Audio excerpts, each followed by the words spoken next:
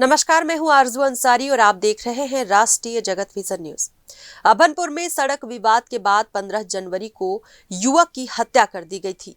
Innova car सवार युवकों ने जानबूझकर युवक पर वाहन चढ़ा दिया था, जिसके बाद युवक की मौके पर ही मौत हो गई थी। पुलिस ने आज 5 आरोपियों को गिरफ्तार कर विवेचना शुरू कर दी है, लेकिन 2 आरोपी अब भी फरार हैं।